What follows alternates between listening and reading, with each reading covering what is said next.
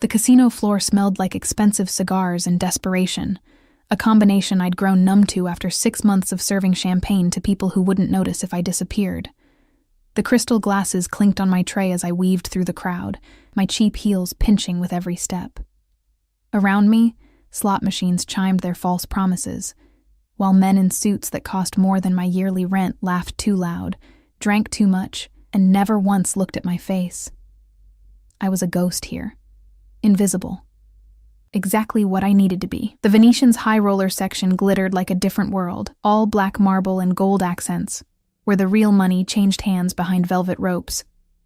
I wasn't supposed to enter that section. But Marcus, the floor manager, had called in sick, and someone needed to deliver the Dom Perignon to table 7. My hands trembled slightly as I balanced the tray. Not from the weight, from the constant awareness that burned at the back of my neck, the feeling I'd carried for 3 months now, the sensation of being hunted. I pushed through the heavy curtain separating the sections, and the atmosphere changed immediately. Quieter, more dangerous. The carpet here was so thick it swallowed sound. Only 4 tables occupied this space, each surrounded by men who looked like they ate danger for breakfast. Table 7 sat in the corner, shadowed and separate from the rest. I didn't look at the occupants as I approached. Had learned long ago that eye contact invited attention I couldn't afford. But I felt their presence like a physical weight. 3 men, maybe 4. The kind of stillness that preceded violence. "Your champagne, gentlemen," I murmured, setting the bottle down with practiced efficiency. My voice came out steadier than I felt. That's when I smelled it. Sandalwood and something darker, like smoke and forbidden promises. Different from the cloying cologne that saturated the rest of the casino. This was subtle, expensive, controlled. Leave it. The voice rolled over me like thunder before a storm, deep, accented with something European I couldn't place. Not a request. A command that expected obedience. I nodded, keeping my eyes down, and turned to leave. Wait. I froze. Every instinct screamed at me to run, but my feet had grown roots in that plush carpet. Look at me. Slowly, against every survival instinct I possessed, I raised my eyes. The man at the head of the table wasn't what I expected. Younger than his voice suggested, maybe late 30s, with dark hair swept back from a face that could have been carved from marble, sharp cheekbones, a jaw that could cut glass, and eyes so dark they looked black in the low light. He wore a 3-piece suit that probably cost more than my car, back when I'd had a car, tailored so perfectly it looked like a second skin. But it wasn't his appearance that stole my breath. It was the way everyone else at the table had gone absolutely still, like prey animals sensing a predator's interest had shifted. He studied me with the intensity of someone cataloging every detail. My faded uniform, my scuffed shoes, the slight bruise on my wrist I'd tried to cover with makeup. Those black eyes missed nothing. "What's your name?" he asked, his accent curling around the words like smoke. "Emma," I whispered, then immediately cursed myself. Never give your real name. That had been rule number 1. One corner of his mouth lifted, not quite a smile, but close. "Emma." He tasted my name like expensive wine. "You're new." It wasn't a question, but I answered anyway. 6 months. "Interesting." He leaned back in his chair, and I noticed for the first time the man standing behind him, massive, built like a brick wall, with a bulge under his jacket that could only be a weapon. "You may go, Emma." I didn't need to be told twice. I turned and walked, not ran, though everything in me wanted to, back through the curtain, my heart hammering so hard I could feel it in my throat. The rest of my shift passed in a blur. I kept my head down, delivered drinks, collected empty glasses, and tried to forget those dark eyes that had seen too much. But every time I entered the main floor, I felt that gaze tracking me, even though I never looked back toward table 7. At 2 a.m., I clocked out and changed in the employee locker room, pulling on my jeans and the oversized hoodie that hid my frame. The parking garage was 3 levels down, poorly lit and echoing with every footstep. I clutched my keys between my fingers, the only weapon I had. My studio apartment was 40 minutes away by bus, 40 minutes of looking over my shoulder, of jumping at shadows, of praying that tonight wasn't the night he found me. I pushed through the casino's employee exit into the parking garage's stale air and stopped dead. A man leaned against the concrete pillar directly in my path, tall, lean, with sandy hair and a smile that had once made me feel safe. Now it just made me sick. "Hello, baby," Derek said, pushing off the pillar. "Miss me?" My blood turned to ice. 3 months. 3 months since I'd run, since I'd changed my name, my hair, everything. 3 months of looking over my shoulder. And he'd found me. "Derek?" My voice came out steady, which surprised me. "You need to leave." He laughed, that familiar sound that used to make me laugh too, before I'd learned what his hands could do. "That's not very friendly, Emma. Or should I call you Sarah? Or was it Jessica last month?" He took a step closer. "You've been hard to track down. Cost me a lot of money, actually." I backed up, but my shoulders hit the door I'd just exited. "I don't have your money. I never did." "Oh, I know exactly where my money is." Another step. Close enough now that I could smell the whiskey on his breath. "But that's not why I'm here, see? You embarrassed me, baby. Made me look stupid in front of people I owe. And now I need to bring you back to fix that." "I'm not going anywhere with you." His hand shot out, grabbing my wrist. The same one he'd twisted last time, the bruise still fading. I gasped at the pressure, at the pain that brought back memories I'd tried to bury. "You don't get to decide. Is there a problem here?" The voice came from behind Derek, and he spun around, dropping my wrist. 3 men had emerged from the shadows near a black Mercedes SUV I hadn't noticed before. The one who'd spoken stood in the center. The massive man from Table 7, the one with the gun. But flanking him were 2 others equally imposing, all wearing dark suits and expressions that promised violence.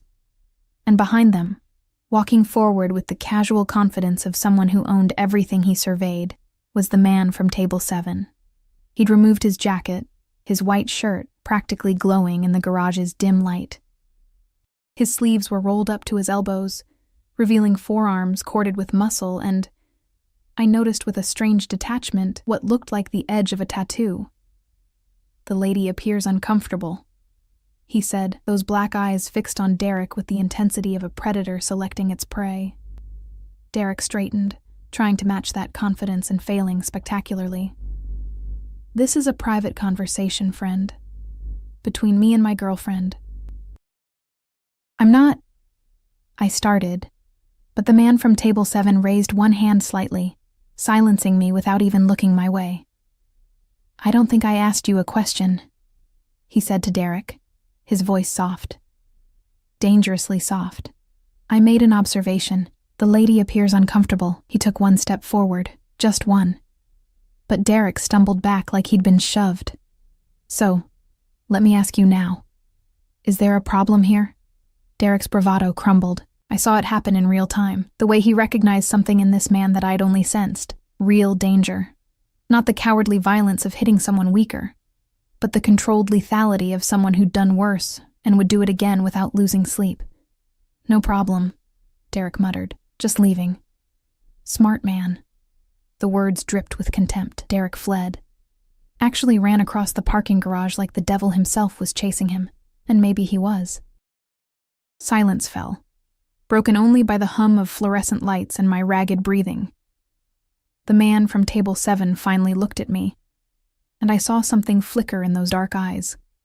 Calculation, interest, something else I couldn't name. "Are you hurt?" he asked. I shook my head, not trusting my voice. He studied me for a long moment, then nodded to one of his men, who immediately produced a business card from thin air. "My name is Dominic Salvatore," he said, closing the distance between us with 2 measured steps, close enough that I could smell that sandalwood again, could see the flecks of gold in his otherwise black eyes.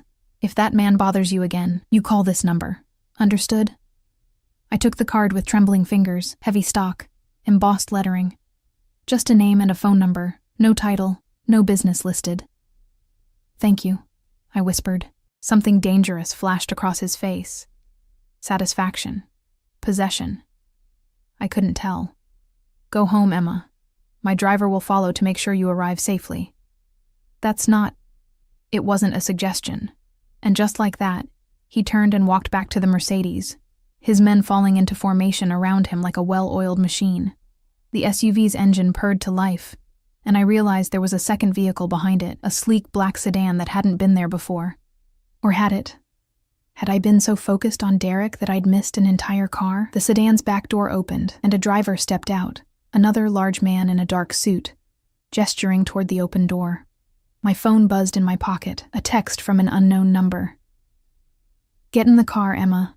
I won't ask twice."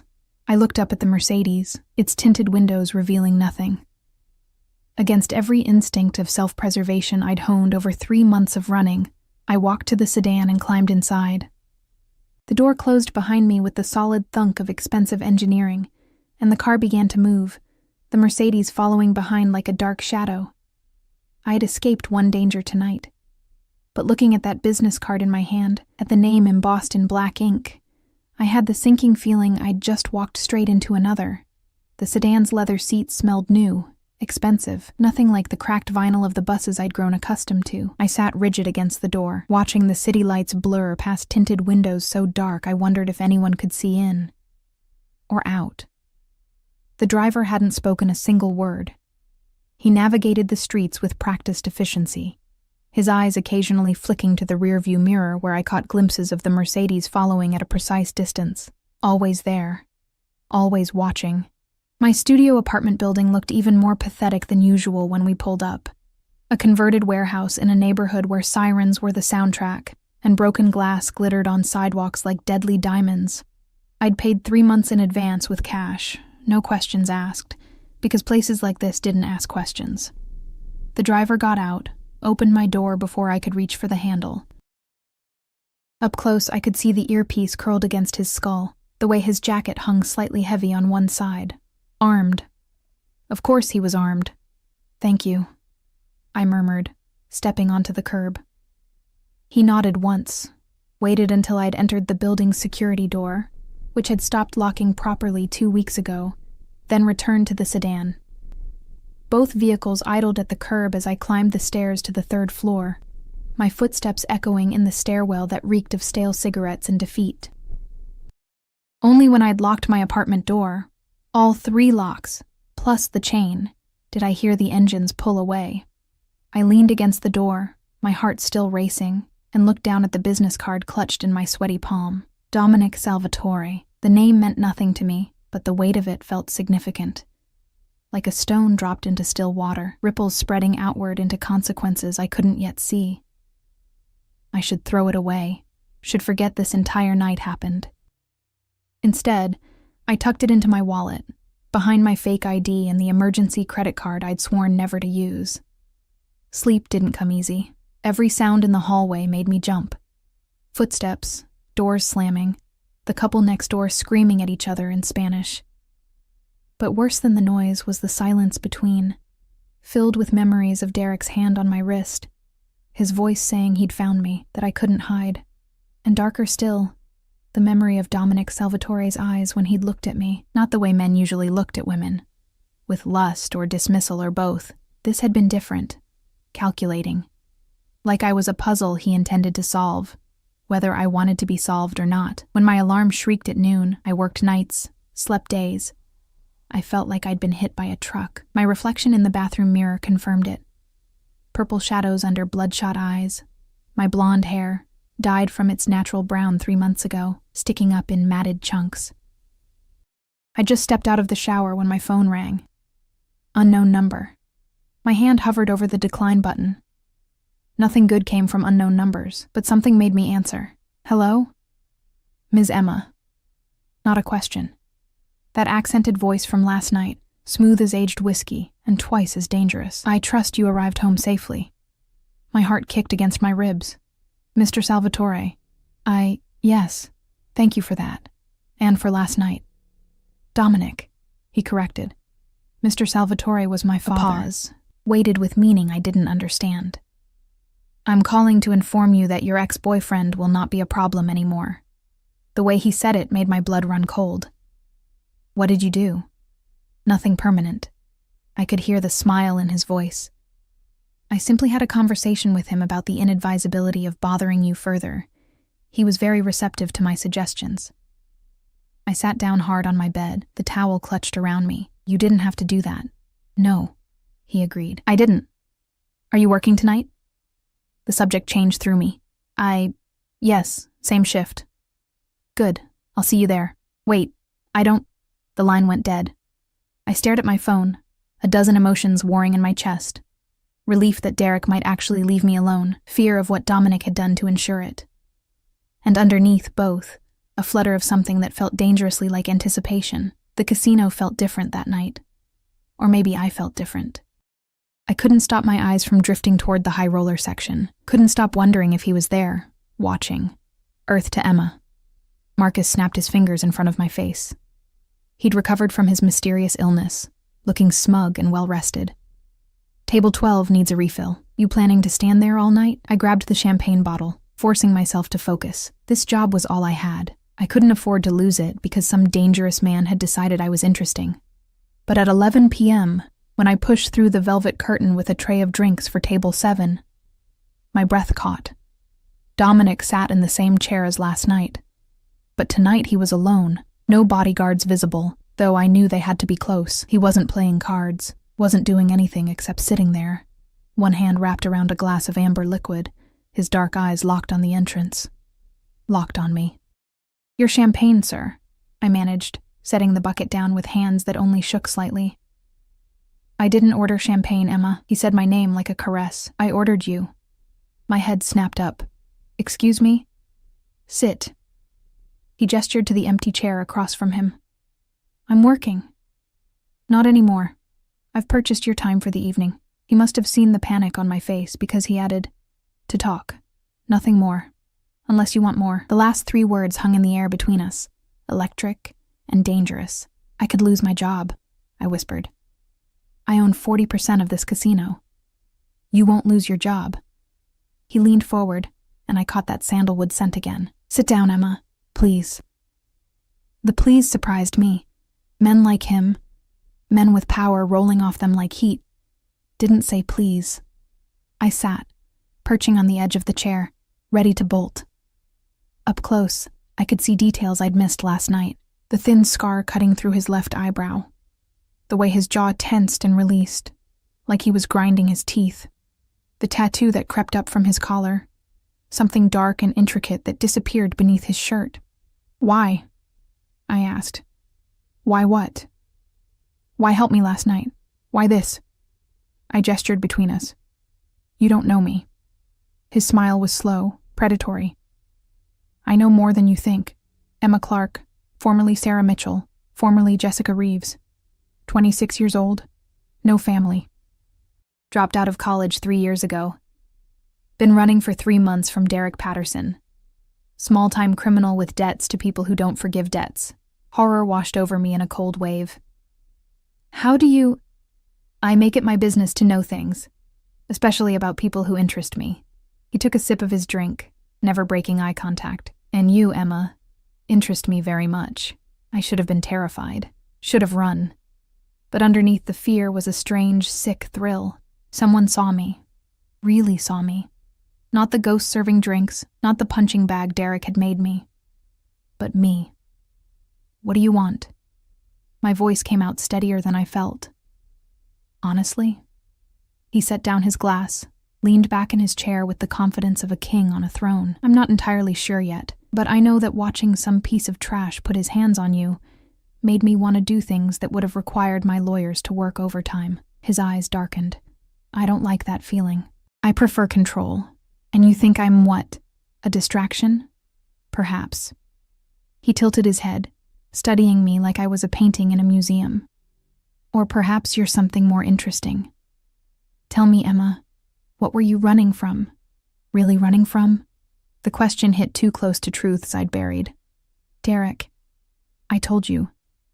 Derek Patterson is a coward who hits women and owes money to the Volkov organization. You could have handled him with a restraining order and a decent lawyer. He leaned forward again, and I fought the urge to lean back.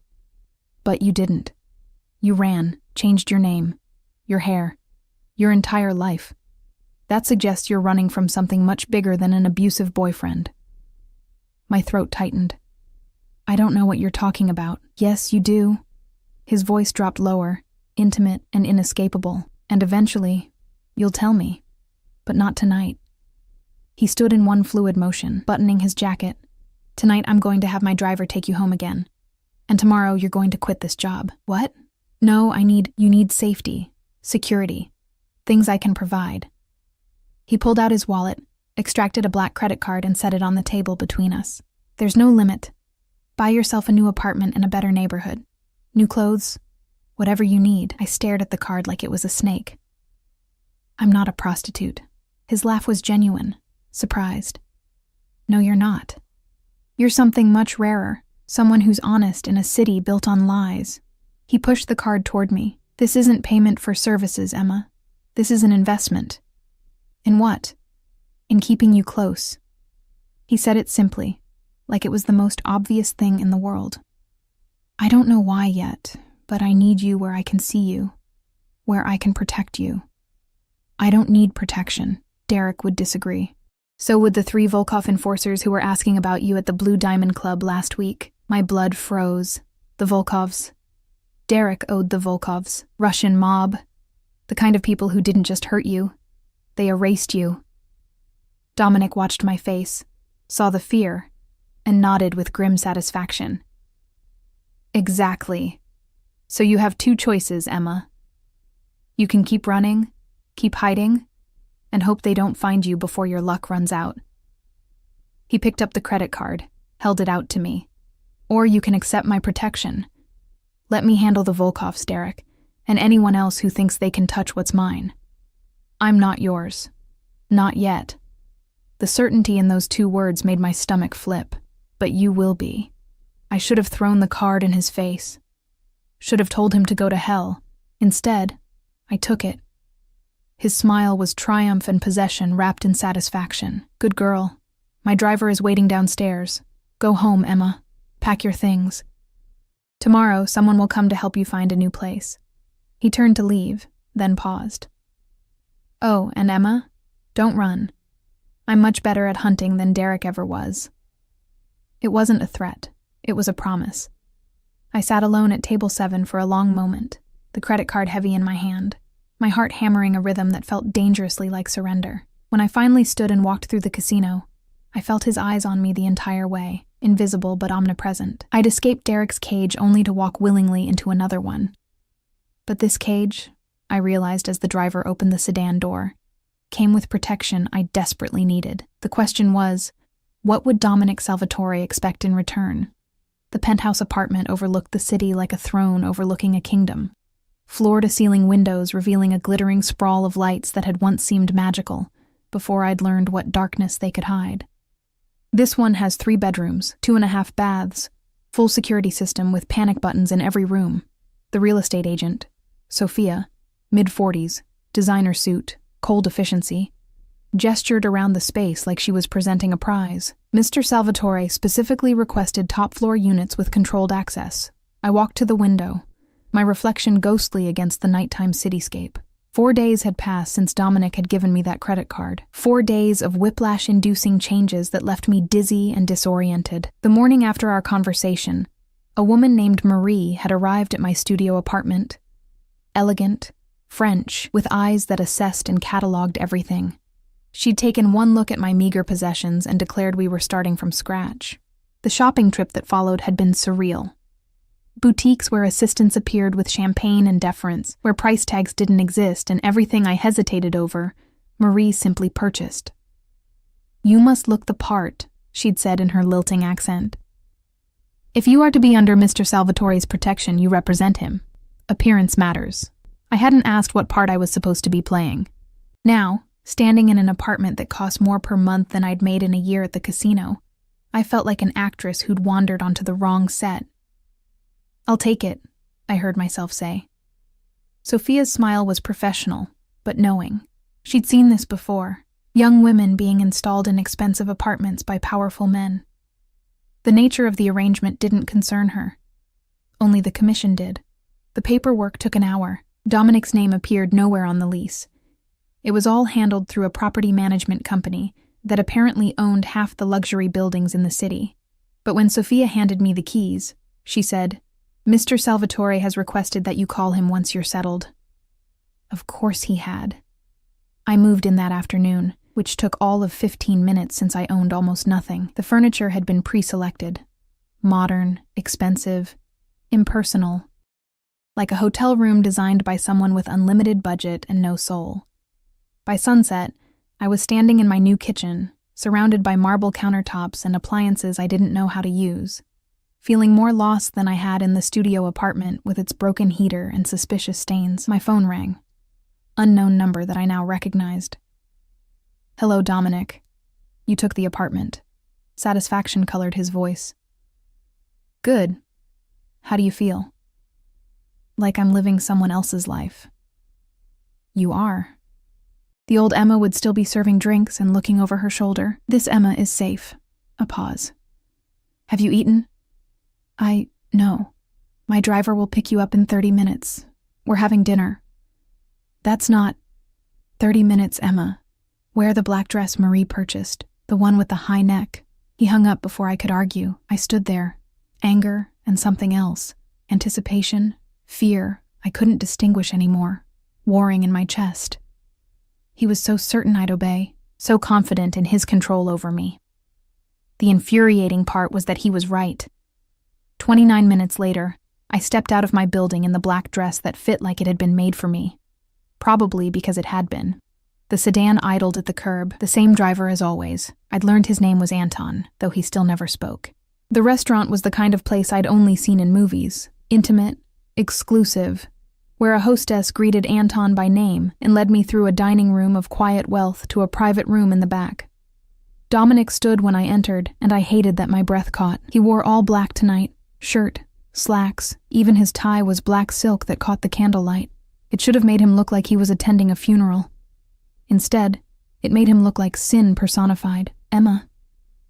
He moved around the table, took my hand, and pressed his lips to my knuckles in a gesture that felt European and old-fashioned, and made my skin burn. "You look exquisite. You're very controlling," I said, pulling my hand back. His smile was unapologetic. "Yes, sit." The table was set for two, crystal glasses already filled with wine so dark it looked like blood. The walls were soundproofed. I could tell by the quality of silence, the way noise from the main dining room disappeared completely when the door closed. We were utterly alone. "You're probably wondering why I invited you to dinner," Dominic said, settling into his chair with leonine grace. "You mean ordered me to dinner? Semantics." He lifted his wineglass in a mock toast. "I wanted to discuss your future." "My future is my own. Is it?" He took a sip, watching me over the rim. 3 days ago, the Volkov organization sent 2 men to your old apartment building. They asked about a blonde woman, showed your picture. Well, the picture from when you were Sarah Mitchell. Brown hair, different style, but recognizably you. Ice flooded my veins. How do you... Because I had men watching the building. They intercepted the Volkovs, had a conversation about territory and respect, and the matter was resolved. He set down his glass. "For now." "What does that mean?" "It means the Volkovs have agreed to stop looking for you as a personal favor to me. But favors have prices, Emma, and eventually, they'll want to know why you matter to me." I gripped the edge of the table. "I never asked for this." "No. You asked for help in a parking garage when your ex-boyfriend found you. I provided that help. Everything else is consequence." He leaned forward, and the candlelight cast shadows across his face that made him look dangerous and beautiful and utterly inhuman. "Tell me what Derek did to you. He hurt me. You saw the bruises. Before that, tell me why you really ran." The waiters arrived with the first course, giving me a temporary reprieve. But Dominic's eyes never left my face, patient and relentless as the tide. When we were alone again, I found myself talking. Maybe it was the wine. Maybe it was exhaustion from carrying secrets alone. Maybe it was the way he listened, like every word mattered, like I mattered. Derek worked for the Volkovs. Small jobs, nothing major. Deliveries, collections, things like that. I pushed food around my plate, not tasting it. 6 months ago, he came home with a bag. Told me not to touch it, that it was for a job. But he was high, sloppy. Left it open on the table. What was in it? Money. More than I'd ever seen. Hundreds of thousands, maybe more. I met Dominic's eyes. And a ledger. Names, numbers, what looked like routes and schedules. I didn't understand most of it, but I knew it was important. His expression didn't change, but something shifted in the air between us. What did you do? Nothing at first, but Derek got worse. The drugs, the violence. One night he beat me so badly I ended up in the ER. My voice dropped. The doctor asked if I wanted to file a report. I said no. But when I got home, the apartment was torn apart. The bag was gone, and Derek was screaming that I'd stolen from him, that the Volkovs would kill us both. Had you?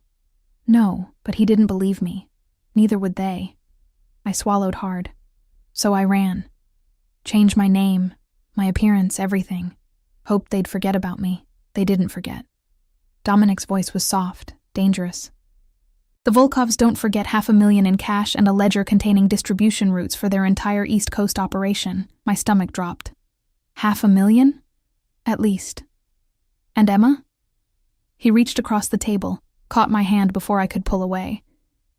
His grip was warm, firm, inescapable. Someone did steal it. The money and the ledger both vanished the night of your hospital visit. The Volkovs think it was you. Derek told them it was you, probably to save his own skin. But I didn't. I believe you. The certainty in his voice steadied something inside me, which means someone else took it. Someone who knew where Derek kept it, who had access to your apartment. Derek's cousin, I whispered, the pieces clicking together. Marcus. He had a key. He was always around. Marcus Patterson. Works at the Venetian Casino as floor manager. Dominic's smile was sharp as a blade. Interesting. My heart stopped. The casino where you've been working for 6 months. Yes. He released my hand, sat back. I wondered about that coincidence. Now I'm certain it wasn't one. The room spun. He knew I was there. He knew, and he, was watching me? More than watching. Waiting. Dominic signaled, and one of his men appeared from somewhere. Had he been there the whole time? And handed him a tablet. He turned it to face me. Security footage. The parking garage. The night Derek found me. Watch the timestamp. I did. Derek appeared at 10:47 p.m. But at 10:32, I watched Marcus walk through the garage, stop at Derek's car, and have a brief conversation through the window. He told Derek where to find you, I breathed. He's been telling the Volkovs where to find you too. For a price, I imagine. Dominic closed the tablet. He stole the money and the ledger, framed you, and has been selling information about your location to the very people hunting you. Quite the entrepreneur. Rage replaced fear, hot and cleansing. That bastard. He's been working with me, smiling at me while setting you up to take the fall for his crime. Dominic stood, moved around the table until he was beside me. The Volkovs would have killed you, Emma. Slowly, painfully. As an example. I looked up at him, this dangerous man who'd inserted himself into my life, and asked the question that had been burning in my mind for days. Why do you care? Why help me at all? He reached out, tucked a strand of hair behind my ear with surprising gentleness, because when I saw you in that casino, invisible to everyone else, I recognized something. A fighter buried under fear, strength wrapped in vulnerability. His thumb traced my jawline, and because when that piece of trash put his hands on you, I wanted to kill him. That feeling, that possessive rage, I haven't felt anything like it in years. That's not a reason. That's obsession. Yes. He didn't deny it. But I'm a man who's built an empire on obsession. When I want something, I take it. When I want to protect something, nothing stops me. His hand cupped my face. I want to protect you, Emma. I want to destroy everyone who's hurt you. And I want you to stop running and start fighting back. How? His smile was predatory. By letting me teach you. By trusting me to handle Marcus, the Volkovs, and anyone else stupid enough to threaten what's mine. I'm not. You are. He said it with such conviction that arguing felt pointless. You became mine the moment I decided you were. The only question is whether you'll accept it. I should have been terrified, should have recognized the red flags, the possessiveness, the control. But I'd spent 3 months running, 3 months being hunted, and I was so tired of being afraid. What happens to Marcus? I asked. Dominic's smile widened. What do you want to happen to him? The question hung in the air, weighted with implications I understood perfectly. He was offering me revenge, justice, violence. I want him to confess. I want the Volkovs to know the truth. Done. He pulled out his phone, sent a text. My men will pick him up tonight. By morning, he'll have told the Volkovs everything. The stolen money, the ledger, all of it. And then? Then the Volkovs will handle him in their own way, which will not be pleasant. He pocketed his phone. But you'll be cleared. Free. Free. The word tasted like possibility and danger all at once. There's a price, I said, for all of this. Your protection, the apartment, clearing my name. What do you want from me? Dominic pulled me to my feet, his hands on my waist, his body close enough that I could feel his heat. I want you to stop hiding, stop running. I want you in my world, by my side, where I can see you. As what? Your mistress? As mine. He cut me off. However that evolves. I don't have all the answers, Emma. I just know that letting you walk away isn't an option I'm willing to consider. His honesty was more terrifying than any lie. This wasn't seduction or manipulation. It was truth, raw and unvarnished. And if I say no, you won't. His confidence should have been arrogant. Instead, it felt like certainty born from seeing something I couldn't, because you're as curious about this as I am. About us. About what happens when someone finally fights for you instead of against you. He was right. God help me, he was right. I looked up into those dark eyes and made a choice that felt like jumping off a cliff. Okay? One word. One surrender. His kiss was nothing like I'd imagined. Not brutal or demanding, but slow, thorough, claiming. His hands slid into my hair, angling my head as he tasted me with the same focused intensity he brought to everything else. When he finally pulled back, we were both breathing hard. Mine, he whispered against my lips, and I didn't argue. The next 3 weeks blurred together like a dream I couldn't quite wake from, or didn't want to. Marcus disappeared the night of our dinner. The official story was that he'd fled town after being caught skimming from the casino. The unofficial story, whispered in the break rooms and back rooms where real information flowed, was that the Volkovs had him, that they'd made him confess to everything, before making him disappear in a way that ensured he'd never be found. I should have felt guilty, should have lost sleep over the role I'd played in his fate. I didn't. The ledger and money mysteriously reappeared in a Volkov warehouse, delivered with an anonymous note detailing Marcus's theft and deception. Within 48 hours, the hunt for me ended. The price on my head evaporated like morning fog. I was free, except I wasn't. Not really. Dominic had been right about one thing. I'd stopped running. But I'd traded one form of captivity for another, gilded though it was. He called every morning at 8, sometimes to ask what I'd eaten for breakfast, sometimes just to hear my voice. His driver picked me up 3 evenings a week for dinners at exclusive restaurants where we were always seated in private rooms, always surrounded by the invisible presence of his security. I learned things about him in fragments, pieces of a puzzle he revealed slowly. He'd been born in Sicily, moved to the States at 15 after his father's murder, built his empire from nothing through a combination of legitimate businesses, real estate, nightclubs, construction, and ventures he never named, but that I understood lived in legal gray areas at best. "I'm not a good man, Emma," he'd said one night over wine so expensive it probably cost more than my old car. "I've done things that would horrify you. Hurt people who deserved it and some who probably didn't. But I have a code. Family is sacred. Loyalty is rewarded. Betrayal is punished. And which am I?" I'd asked. His smile had been slow, possessive. "Your family. Whether you've accepted it yet or not." The way he looked at me, like I was something precious and dangerous all at once, should have sent me running. Instead, it made me lean closer. I was falling for a man who probably had blood on his hands, who controlled me with the same casual confidence he controlled everything else in his world, who'd inserted himself into every corner of my life until I couldn't remember what freedom had felt like. And the terrifying part was that I didn't want to remember. The morning everything changed started ordinarily enough. I woke in my penthouse, our penthouse, though Dominic maintained his own residence, a brownstone in the historic district he'd never invited me to, and found a dress box on my doorstep. Inside was a gown that looked like liquid sapphire, with a note in Dominic's sharp handwriting. "Tonight, be ready at 7. My phone rang before I could process. "Did you get it?" His voice was warm, intimate, like he was lying beside me instead of wherever he actually was. "The dress?" "Yes, it's beautiful." "What's the occasion?" "A gala.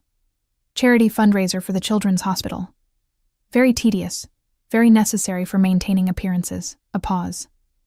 "I want you there, with me, publicly." My heart stuttered. 3 weeks of private dinners, of existing in the shadows of his world. Now he wanted me in the light. "Dominic, people will talk. They'll assume." "Let them assume." Steel underlay the warmth. "I'm tired of hiding you, Emma. I want everyone to see you on my arm. I want them to know you're under my protection." "You mean you want to mark your territory?" "Yes." No apology. No shame. Is that a problem? It should have been. But the possessiveness that would have terrified me with Derek felt different with Dominic. He was possessive, yes. But he was also protective, attentive. He'd ended threats to my safety, given me security I'd never known, and asked for nothing except my presence. Well, almost nothing. We hadn't slept together, despite the heat that simmered between us. Despite kisses that left me breathless and wanting, Dominic had maintained an almost old-fashioned restraint. "I won't push you," he'd said after one particularly intense encounter that had left us both panting. "When you're ready, you'll tell me. Until then, I can wait." The control he exhibited over his desire should have been reassuring. Instead, it made me want him more. "No," I heard myself say. "It's not a problem. I'll be ready at 7. His satisfaction resonated through the phone. "Good. Marie will come at 4 to help you prepare." Of course she would. The gala was held at the Grandview Hotel's ballroom, all crystal chandeliers and marble columns, where people in designer gowns and tuxedos moved like schools of exotic fish. Old money rubbed shoulders with new money, while waiters circulated with champagne and canapes that cost more than most people's weekly groceries. I felt like an imposter in my sapphire gown, despite Marie's assurances that I looked perfect. Then Dominic arrived. He moved through the crowd like a shark through water. People parting instinctively, conversations pausing, eyes tracking his progress. His tuxedo was tailored to perfection, his hair swept back. And when his eyes found me across the room, everything else ceased to exist. "Bellissima," he murmured when he reached me, taking my hand and bringing it to his lips. "You outshine every woman here. You're biased. I'm honest." He tucked my hand into the crook of his arm. "Come. There are people you should meet." The next hour was a masterclass in power dynamics. Dominic introduced me to mayor's aides, business moguls, society matrons who smiled with their mouths while their eyes calculated my worth. To each, he presented me the same way. "This is Emma. She's with me." Simple, direct. A statement that brooked no questions. I watched how people reacted. The immediate deference, the careful politeness, the way they treated me with respect that had nothing to do with who I was, and everything to do with whose arm I held. "They're afraid of you," I whispered during a lull. "Good." Dominic's hand settled at the small of my back, possessive and warm. Fear breeds respect. Respect ensures cooperation. That's a lonely way to live. His eyes found mine, something vulnerable flickering in their depths. It was. "Before you." Before I could respond, a woman's voice cut through the crowd like a blade. "Dominic, how unexpected to see you here." We turned. The woman approaching was stunning, tall, willowy, with raven hair, and features so perfect they looked sculpted. Her red gown clung to her curves like sin, and she moved with the confidence of someone who'd never been told no. But it was the way Dominic's entire body tensed that made my stomach drop. "Isabella." His voice was ice. "I thought you were in Milan." I was. Business brought me back. Her eyes slid to me, assessing and dismissing in one glance. Who's your little friend? The condescension in little made my jaw clench. Emma Clark, I said, before Dominic could answer. And you are? Her smile was serpentine. Isabella Russo, Dominic's fiancée. The world tilted. Ex-fiancée, Dominic corrected, his voice dangerously soft. We haven't been engaged for 2 years, Isabella. Don't embarrass yourself. Details. She waved a manicured hand. Our families have been allied for generations, darling. A temporary separation doesn't change that. Her eyes returned to me, sharpening. Though I see you've been amusing yourself with... what exactly? A cocktail waitress? How charmingly democratic of you. Heat flooded my face. She'd done her research. Of course she had. Dominic's hand tightened on my waist. Watch your tone, Isabella. Emma is under my protection. Disrespecting her disrespects me. Your protection? Isabella laughed, the sound brittle. Is that what you're calling it? How long before she joins the parade of others who've warmed your bed and then been discarded? That's enough. Dominic's voice could have cut glass.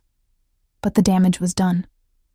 The seed of doubt had been planted, and from the satisfaction in Isabella's eyes, she knew it. Excuse me, I murmured, pulling away from Dominic's grip. I need some air. Emma. I didn't wait to hear the rest. I moved through the crowd blindly, pushing through French doors onto a terrace that overlooked the city. The cool night air hit my overheated skin like a slap. How many others? Isabella's words echoed. How long before she's discarded? I'd been so focused on running from my past that I hadn't stopped to question Dominic's, hadn't asked about the parade of women who must have existed before me. Men who looked like him, who wielded power like him, didn't stay alone. She's lying. I jumped. Dominic had followed me out, silent as a shadow. Is she? I turned to face him. Have there been others? Yes. He didn't lie. I appreciated that, even as it hurt. I'm 38 years old, Emma. Of course there have been others, but none of them were you. That's not an answer. It's the only answer that matters. He moved closer, and I held my ground. Isabella and I were engaged 3 years ago. An arrangement between families meant to strengthen alliances. I broke it off because I couldn't stomach the idea of marrying someone I didn't love, who didn't love me. She's been bitter about it ever since. And the others? The parade she mentioned. His jaw tightened.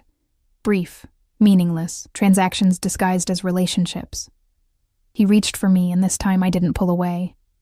You're not a transaction, Emma. You're not a distraction or an amusement. You're... What? I challenged. What am I to you, Dominic? Really? Because 3 weeks ago, I was nobody. A cocktail waitress running from her past. Now I'm in a penthouse, wearing designer gowns, being paraded in front of high society like someone who belongs here, he interrupted. Like someone who belongs with me. Why? The question burst out. Why me? You could have anyone. Women like Isabella, who understand your world, who come from your world. Why choose a broken cocktail waitress you met by chance? It wasn't chance.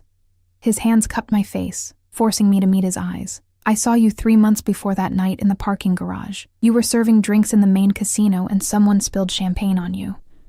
The customer was drunk, aggressive, but you handled it with grace. Smiled even though I could see it was killing you inside.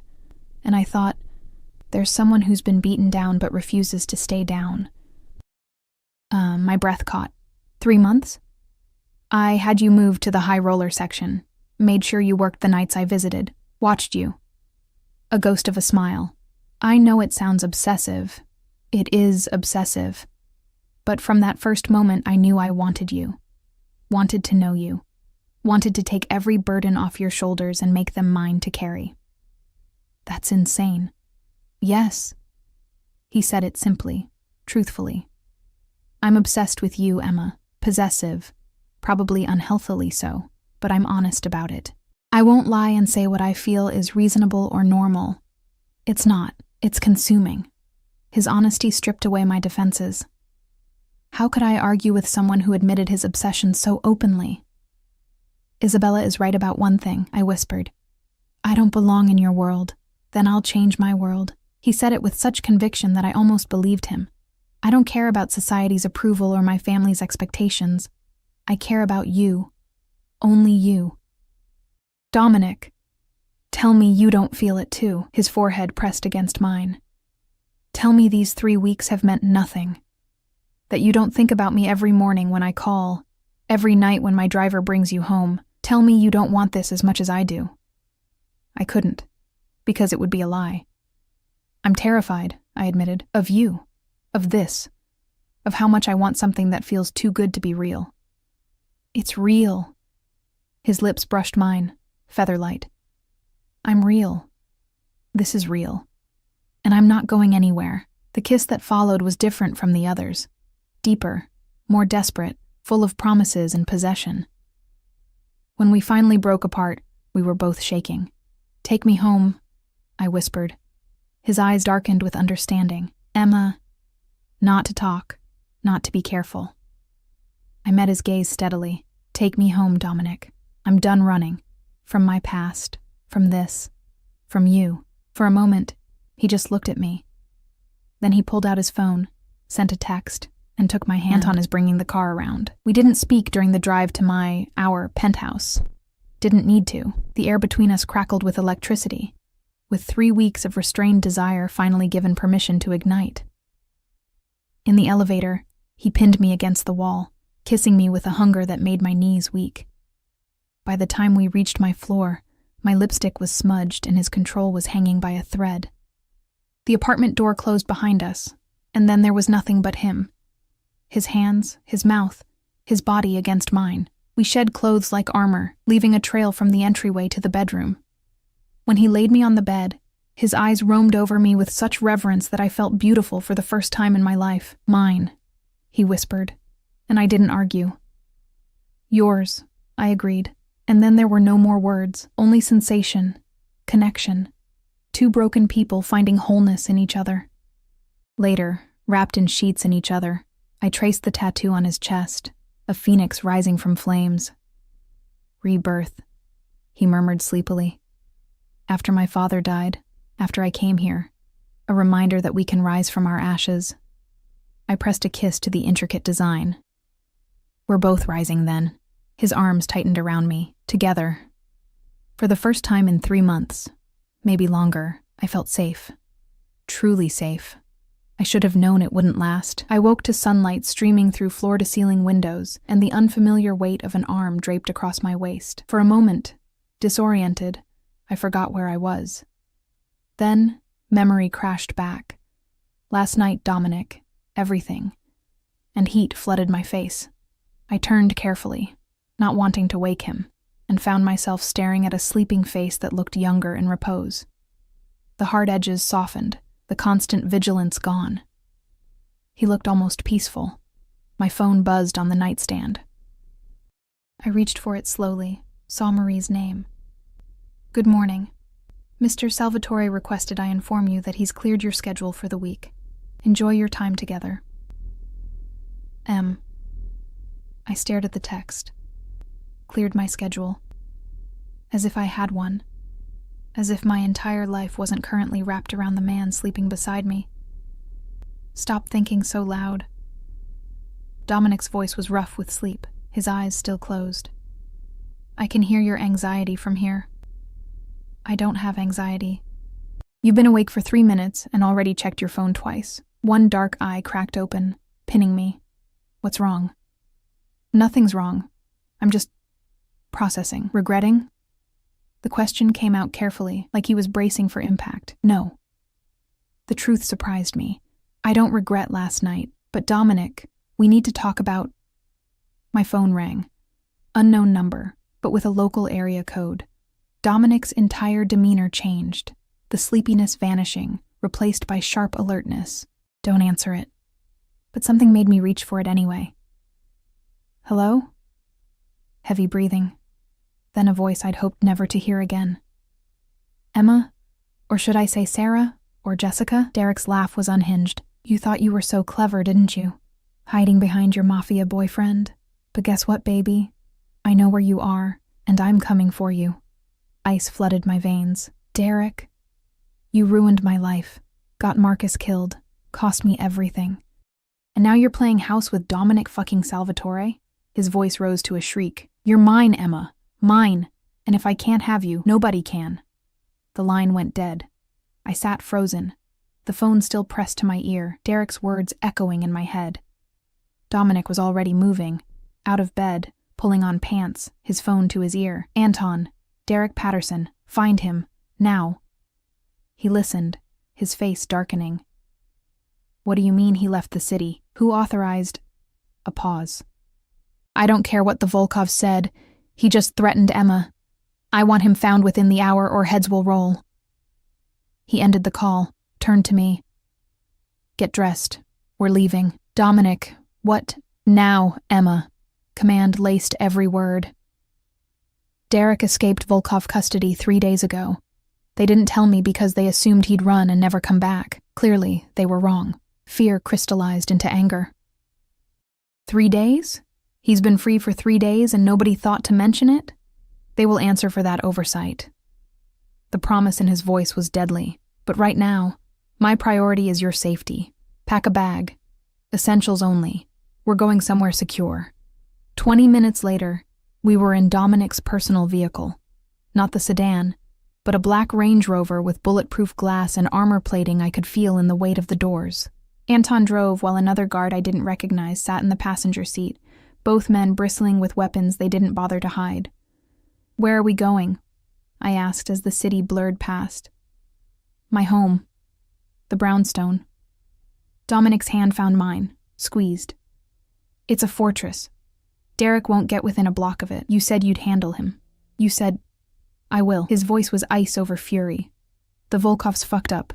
They let him escape, didn't inform me. That breach of our agreement will have consequences. But first, I need you safe.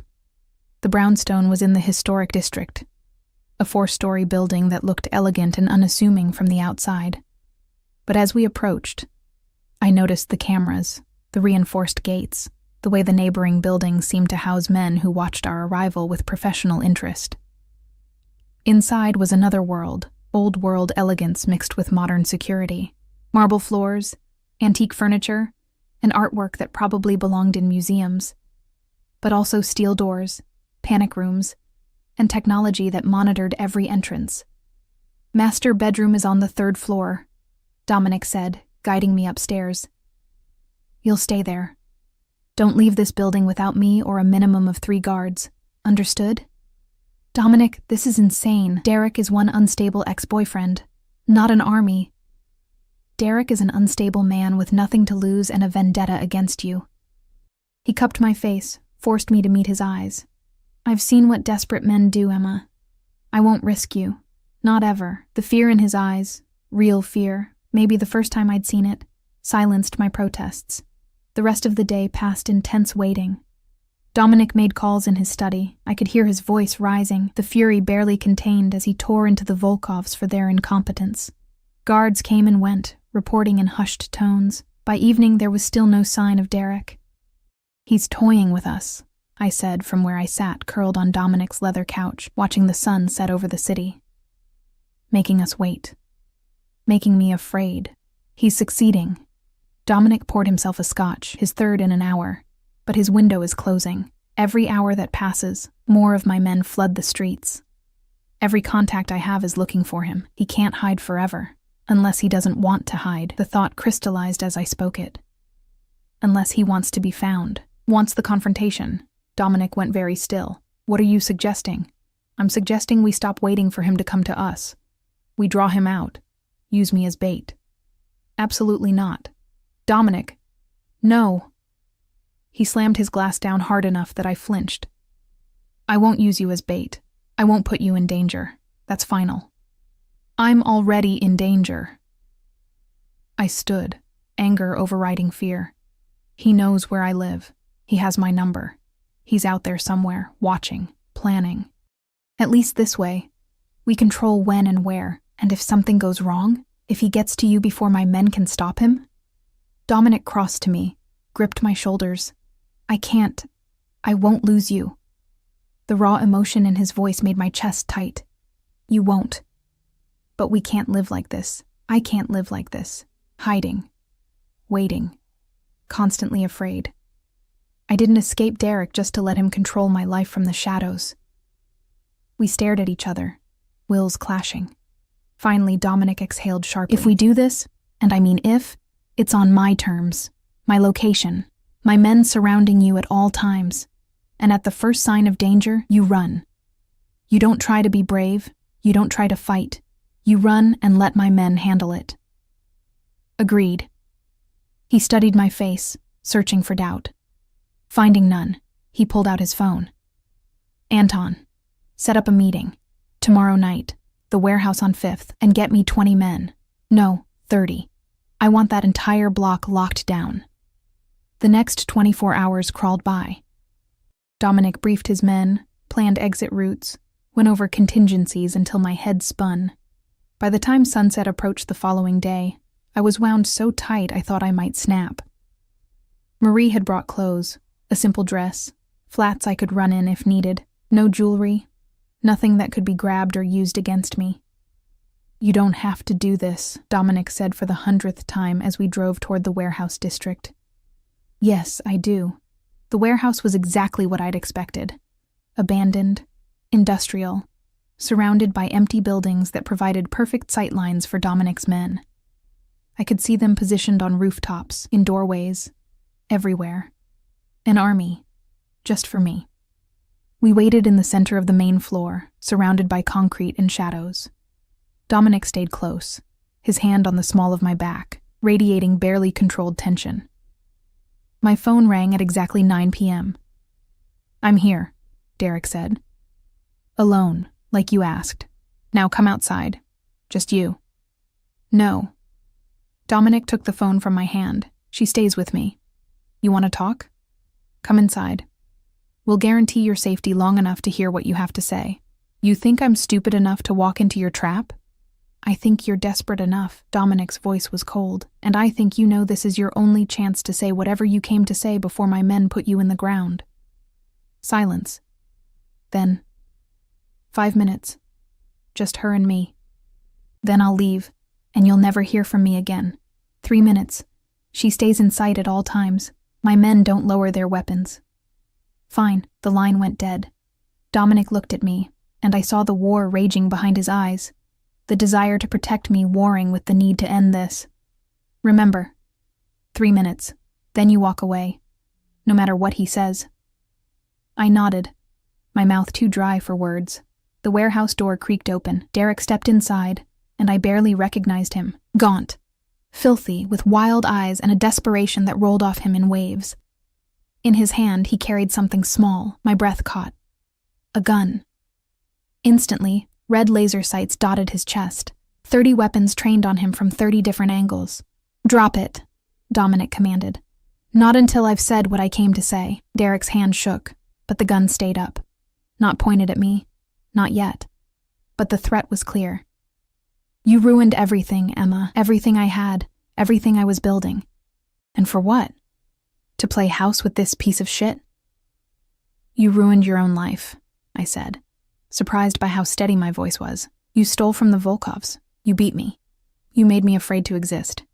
This is consequences. Consequences. He laughed, the sound unhinged. You want to talk about consequences? Marcus is dead because of you. The Volkovs are hunting me because of you. My whole world burned down because you couldn't keep your mouth shut. I loved you. The scream echoed through the warehouse. I gave you everything, and you threw it away for him, for money. You gave me bruises, I interrupted. You gave me nightmares. You gave me reasons to run. That's not love, Derek. That's possession. And I'm done being possessed by you. Something shifted in his expression. Rage giving way to something colder, more resigned. Then I guess we're both done. The gun moved. Not toward me, toward Dominic. Everything happened at once. Dominic shoved me behind him. Gunfire erupted. Not from Derek, but from the shadows. From Dominic's men. Derek's body jerked once, twice, 3 times as bullets found their marks. He fell. The warehouse went silent except for the ringing in my ears. Dominic turned, grabbed me, checked me over with frantic hands. "Are you hurt? Emma, are you—" "I'm fine." The words came out numb. "Is he dead?" Dominic pulled me against his chest, his heart hammering beneath my ear. "It's over. He's gone. You're safe." I should have felt relief, should have felt something other than the strange emptiness that filled me. Derek was dead. The threat was gone. I was free. So why did I feel like I'd just traded one cage for another? 3 months later, I stood in the brownstones' kitchen, sunlight streaming through windows that overlooked a private garden, and listened to Dominic argue with someone on the phone in rapid Italian, his mother, from the sounds of it. Something about meeting me, about propriety, about when he planned to make things official. 3 months since Derek's death. 3 months of living in Dominic's home, in his world, in his shadow. 3 months of safety and security, and a love so intense it sometimes felt like drowning. But also, 3 months of learning who he really was, not just the dangerous man who'd saved me, but the man who woke with nightmares he wouldn't discuss, who carried the weight of an empire on his shoulders and never let anyone see him falter, who loved with the same intensity he did everything else, completely, possessively, without reservation. The Volkovs had apologized for Derek's escape, had offered compensation that Dominic refused. "Keep your money," he'd told them. "Just remember that Emma Clark is off limits. Forever."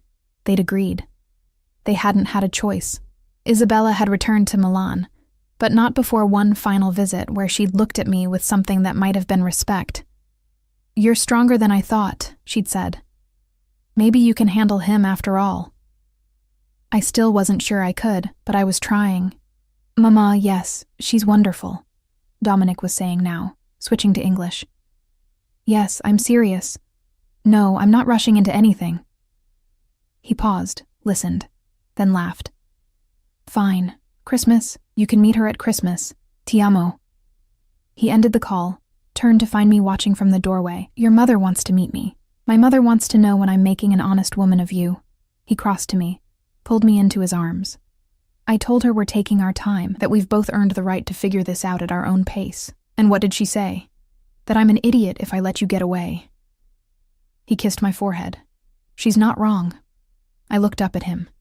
This complicated, dangerous, devoted man who'd turned my life upside down. "I'm not going anywhere. Promise?" "Promise." And I meant it. The nightmares still came sometimes. Derek's face, the gun, the sound of gunfire. But now when I woke gasping, Dominic was there, solid and real, anchoring me to the present. I'd stopped running, stopped hiding. I had a new name now. Not Emma Clark, not Sarah Mitchell, but just Emma Salvatore in the whispers that followed us through high society. We weren't married, weren't even engaged. But in every way that mattered, I was his and he was mine. "What are you thinking?" he asked, tilting my chin up to meet his eyes. That 3 months ago I was a cocktail waitress being hunted by my ex-boyfriend and the Russian mob. And now I'm standing in a multi-million-dollar brownstone, being kissed by a man who literally killed for me. Would you change it? The question was serious, vulnerable. If you could go back knowing everything, would you change it? I thought about it, really thought about it, about the fear, the violence, the way Dominic had inserted himself into my life with the subtlety of a hurricane, about the control he exerted, the possessiveness, the way he'd made me his without asking permission. I thought about who I'd been, broken, running, afraid to exist, and who I was now, stronger, protected, loved with an intensity that still took my breath away. "No," I said finally. "I wouldn't change a thing." His smile was brilliant, boyish, everything his dangerous reputation wasn't. "Good, because I have something for you." He pulled a small box from his pocket. Not a ring box. Longer, flatter. Inside was a key. Platinum, engraved with words in Italian. "What does it say?" I asked. "La mia casa è la tua casa." My home is your home. He took the key, pressed it into my palm. "This isn't a proposal, Emma. I won't rush you into something you're not ready for. But this is a promise. Everything I have, everything I am, it's yours, for as long as you want it." Tears pricked my eyes. Dominic, you saved me too, you know? His voice was rough, through the motions, building an empire with no one to share it with. Then I saw you, invisible to everyone else but glowing like a fucking star to me. And I knew. I knew you were going to change everything. I didn't do anything. You existed. He said it simply. You survived. You fought back when you had every reason to give up. You're the strongest person I know, Emma. And I'm honored that you chose to stop running with me. I stood on my toes, kissed him with everything I had. Gratitude, love, promise. When we broke apart, we were both smiling. So, I said, fingering the key, does this mean I can finally rearrange your terrible furniture? His laugh echoed through the kitchen, warm and alive. You can burn it all if you want, as long as you stay. Deal. We stood there in the sunlight, two broken people who'd found wholeness in each other. And I realized something. Freedom wasn't about running. It wasn't about hiding or changing your name or staying invisible. Freedom was choosing who you gave yourself to, who you trusted with your scars and your secrets and your heart. I'd chosen Dominic, and terrifying, complicated, possessive as he was, he'd chosen me right back. That was enough. That was everything. Outside, the city sprawled, full of danger and possibility and shadows that no longer held power over me. Because I wasn't running anymore, I was home.